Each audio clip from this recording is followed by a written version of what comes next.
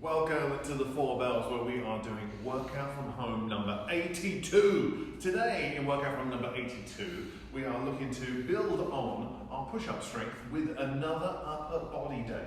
So if you know the way we like to do programming here, if we're training 3 days a week, let's say it's Monday, Wednesday, Friday. On Monday, we're going to focus on push-ups because we always put first things first. Wednesday is always going to be a lower body day, which means Friday is going to be another upper body day, which may be focused towards pulling, upper body pulling, or upper body pushing. We're going to use that to accessorize throughout the week our push-up work. So today we're going to look at dips. Dips is going to be the big focus, improving strength in the pecs and the shoulders and the triceps, all very helpful when it comes to improving your push-up. What we need to do to get ready for that today is do 3 things in our warm-up. We are going to start with some wall arm circles. We're going to go over how to do these in just a second. I'm going to do 5 in one direction, 5 in the other direction on one arm. That's 10 reps, and then 10 on the other side. From there, taken from the 5 rights of Tibetan yoga, we are going to do the tabletop. Great for shoulder extension, which we need for our dips as well. We'll be doing 10 reps of that. And then from there, the bench dip stretch. All we're looking to do is just try and stretch out the pecs and the shoulders a little bit before we get into dips today. So let's talk about how all 3 of these guys should look. Today's warm-up, we start with wall arm circles. So you can do the wall. And ideally, we're going to be, I suppose the simple way to describe it is depending on how tight your shoulders and upper back are is going to dictate how close you can get to the wall. So in an ideal world, we want to be moving closer and closer as time goes on, but we could start with a fair amount of distance away from the wall. Ideally, with our moving hand, we are trying not to touch the wall. So I'm going to start by bringing my thumb up. When I come overhead, I turn the palm to the wall, and I'm coming around, ideally without touching the wall. Thumb up, turn the palm in, and then go around. So 5 reps in one direction, we then switcheroo, 5 reps in the other direction, and that is 10 reps on one arm. Of course, we then go on to the other arm. If you can, as 3 sets go on, see if you can move just a little bit closer. From there with the tabletop, we don't need much, just a little bit of space on the floor.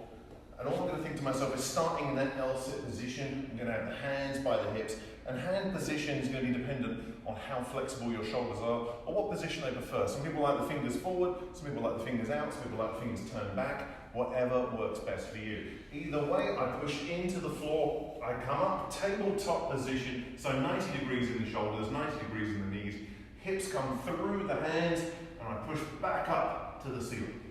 So we're going to do 10 reps of a tabletop. Last but not least, bench, dip, stretch. We need a bench, ideally. It doesn't have to be a bench. It could be a box. It could be the edge of your couch. All I'm going to do is get myself to the edge of the bench, hands just outside of the hips. I'm going to come down to the bottom, going to hang out for a few seconds, maybe move around a little bit, and then press back. Come down, hang out, 5 to 10 seconds, see how we feel, and then come back up. And those are our 3 movements. Wall circles, 10 per side, tabletop for 10 reps. Benchy, stretchy, dippy, stretchy, stretch for 5 reps, and we're doing that for 3 rounds.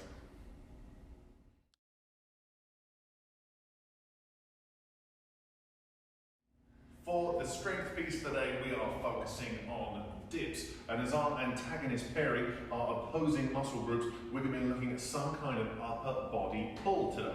So how does each set work? We are going to do 5 sets today. Each set is 3 minutes long, split into 2 90-second windows of time. In our first 90 seconds, we'll be doing dips today for 10 reps. So within a hypertrophy or muscle building rep range, with our dips, we're going to talk about whether you can do them on a bench, on a box, on your couch, or if you're very lucky and you have dip bars at home, how you should be doing them that way. From there, we're going to do, in our next 90 seconds, a one-arm row for 10 reps per side or 10 reps on the other. In an ideal world, we'll be using rings or TRXs today, because we want to add a core, an anti-rotational component to our one-arm rows. But of course, if you don't have rings, you don't have a TRX, what you can also do is do one-arm rows with a dumbbell or a kettlebell, or even a landmine if you are fancy too. So let's talk about both of these guys and how they pertain to the strength piece. In an ideal world, when it comes to dips, we would like to use dip bars so we can have our hands just outside of our hips. But the reality is, most of the people who are doing our Zoom classes, most people doing workout from home, don't always have dip bars available to them. So what's an alternative to dip bars if you don't have them? You could use 2 boxes or 2 chairs either side of you. That's good. You just got to make sure those guys do not slide out and move away from you. But of course, the majority of people are going to have a bench or a box or the edge of the couch or something they can put their hands on which is firm. The only downside to using a bench or a box or the couch is that you start in extension, which means the hands are going to be behind you, so it could lead to a more spicy shoulder situation. So of course, listen to your shoulders, listen to what your body's telling you, and move from there. When it comes to doing bench dips today, we're going to do 10 reps, which is a reasonably high amount of reps, but we've got to make sure they are nice and challenging. So, hands should be just outside of the hips. When I set up, the easiest version is with the legs bent. I'm trying to make sure that I'm not shrugging the shoulders. I want the shoulders away from the ears. I bring the shoulder ideally below the elbow, and then come back up.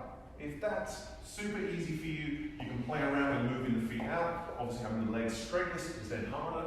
From there, if you want to, grab another box, put your foot on top of that box, and then from there, you can even add some weights to your leg.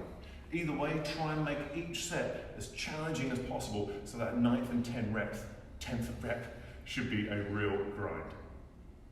When it comes to the one-arm rows, in an ideal world, we're going to use either a TRX or some rings. That is the aim of the game, because there's going to be a little bit more of a core aspect to it, a little bit more of an anti-rotational. What does that mean? It means the ring is going to make you want to move around, so we're trying to resist that as we do our rows. So how do I get set up if I'm doing a one-arm row?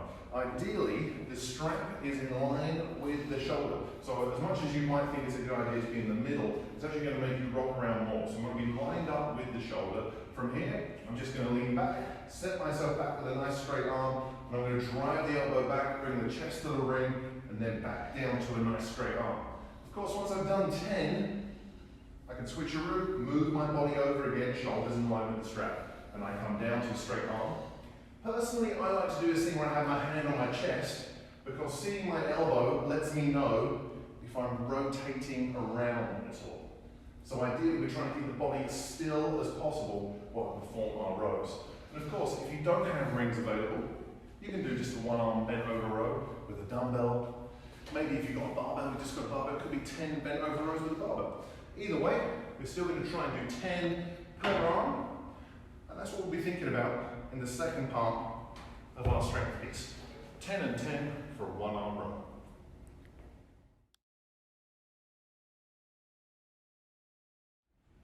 For the conditioning piece today, we have a 16-minute EMOM, technically an alternating EMOM, where that means we have these 4 one-minute stations that we are going to go through 4 times in this order for a 16-minute EMOM today. What does EMOM mean? It stands for every minute on the minute. It implies that at the beginning of each minute, when the beeper goes, beep, what we were trying to do is get our work done as quickly as possible. Quickly does not mean poorly, still means have good quality reps, but we're trying to get that work done so we can then maximize the rest left in that minute. So in my first minute, we're going to be doing plank rows on dumbbells, where we're doing 10 per side, 20 total reps. From there, once I've done my 10 reps, I get to rest the remainder of the minute before I come into my second minute, which will then be bicycle abs for 10 per side, 20 reps again. From there, third minute will be push-ups, 10 to 15 reps. Of course, depending on where you are with your push-up level is going to dictate how many reps you do, and we'll talk about that in just a second. And then last but not least, if you've got a chin-up bar, it's going to be hanging knee raises, and if you don't have a chin-up bar, it will be leg raises today, and those will be for 15 reps too. So we are going to do them in this order, 1, 2, 3, 4. We're going to do those 4 times for a 16-minute EMOM. Let's take a look at all of those movements. With the plank row, ideally we have 2 dumbbells. When we set up, we want to have our hands, so the dumbbells are shoulder width. From there, the feet, when we come into our plank position, should be a little bit wider than normal, because we know at some point we are going to be on one arm. If those feet are too close together, we're going to be wiggling around. So I'm going to do 10 per arm, so it should be 10, 10, 9, 9, and so on and so forth. All we're trying to avoid is excessive rotation, or even bringing the toes, sorry, not the toes, the head towards the toes, which we see a lot as well in the gym. So make sure we keep the plank rows nice and planky for 20 reps. For the bicycle abs, we want to start in almost like a hollow body position, which means I'm going to lay down, I'm going to look forwards, I'm going to bring one knee up towards my chest, other leg is up, and I'm going to push the low back down. From here, I'm just trying to get the elbow and knee as close to each other. So what I'm trying to avoid is flailing around. We want to make sure we're nice and slow and smooth as we do 20 total reps, 10 per side. If you find that 20 is too many and you can't get it done within the allotted time, try cutting down to 8 and 8. See how that works. We're in a push-up cycle, so there's no better reason than to do more push-ups than we are right now. We're going to be doing 10 to 15 reps. So I would say if you're still doing scaled reps, so that means on a box on the stairs, then find a scaling where 10 is doable but challenging. Like it shouldn't mess you up in the first round so then you can't do any more in the rounds to come. So if you're scaled, make sure it's 10 can be done, but they should be tough. Of course, if you find 10 or 15 push-ups very manageable, then do them. Either way, however they should be, hands should be shoulder width, we corkscrew into the ground, nice tight plank position, and we're going to do those beautiful reps. Let's get them done. There's a whole bunch of them. Boop. So hanging knee raises, you've got to hang. Do you have a chin-up bar available? All we're going to do is bring those knees up to the chest, nice and smooth for 15 reps. All we're trying to avoid when we're doing hanging knee raises is bringing the leg behind us. If the leg comes behind you at any time, it's going to start a little pendulum, and you are going to start swinging. Of course, if you don't have a chin-up bar available to you, leg raises on the floor works very well. 2 levels of difficulty.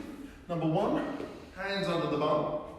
We're going to come up, make sure the heels do not touch the floor. And if that is super easy for you, hands out to the side, decreases the leverage and makes things a little bit more challenging. We're doing a 16-minute EMOM on the conditioning piece today. First minute is going to be plank rows for 10 and 10, bicycle abs for 10 and 10, push-ups for 10 to 15, and then hanging knee raises or leg raises for 15 too. We're doing those 4 minutes for 4 rounds. Have fun and let us know how you go.